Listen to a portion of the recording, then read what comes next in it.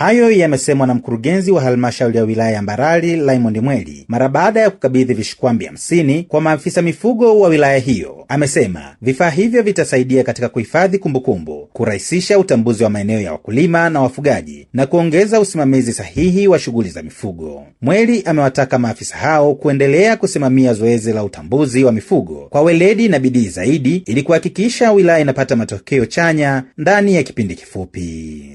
Tulianza zoezi la utambuzi na kuchanja mifugo yetu. Hili zoezi ni zoezi muhimu, na rai yangu ni kwamba zoezi hili linapaswa kuendelezwa, kwa sababu tunapoendelea na utaratibu wa kutambua mifugo yetu, kimsingi kwanza tunakuwa na takwimu sahihi za mifugo tulionayo kwenye halmashauri yetu, lakini inakuwa ni rahisi sasa hata kuifikia na kuitreat pale ambapo magonjwa mbalimbali yanakuwa yanaibuka. Akizungumzia vifaa hivyo, Mweli amesisitiza umuhimu wa kuvihifadhi na kuvitumia ipasavyo ili kuchochea maendeleo ya mifugo pamoja na kusaidia kutatua migogoro ya wakulima na wafugaji ambayo imekuwa ikijitokeza mara kwa mara katika halmashauri hiyo. Mnakwenda kupewa vifaa ambavyo vitawaongoza kwenye utendaji kazi. Tukavitumie kama ambavyo miongozo na taratibu zinatutaka. Lakini pia kukiwa na changamoto, technical faults za vifaa hivyo, basi watu wetu wa TEHAMA wapo na nitawaelekeza watoe usaidizi stahiki pale itakapohitajika.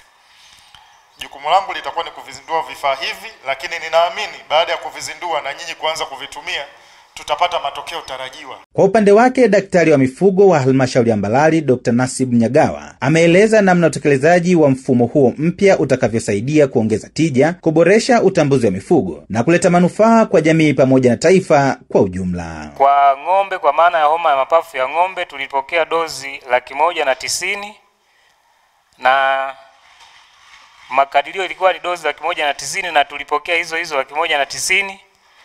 Zilizobaki ni 124,140 na zilizotumika ni 65,860, sawa na 34.6% ya zoezi letu. Baadhi ya maafisa mifugo waliopokea vifaa hivyo wamesema hatua hiyo itawezesha kuongeza ufanisi katika utendaji wao, kupunguza changamoto zinazowakabili wafugaji na kuboresha huduma kwa wananchi katika maeneo yao ya kazi. Pewa vitendea kazi hivi kwani vitaenda kuturahisishia kazi katika maeneo yetu ya kazi, na tulikuwa tunataabika na kuteseka sana jinsi ya kuweza kutunza taarifa zetu. Tulikuwa tunapitia changamoto kubwa, maana unaenda unatumia simu ya kawaida na kukuta simu nyingine mtandao unasumbua sana. Tutalifanya kwa weledi kwa sababu tumepata vifaa na vitendea kazi, ikiwa ni pamoja na vishikwambi ambavyo vitatuwezesha kutunza kumbukumbu. Wilaya ya Mbarali inakadiriwa kuwa na zaidi ya ng'ombe 190,000, idadi inayohitaji usimamizi madhubuti ili kuleta tija kwenye sekta ya mifugo na kuimarisha uchumi wa wananchi. Samuel Mpogole, Hope Channel Tanzania.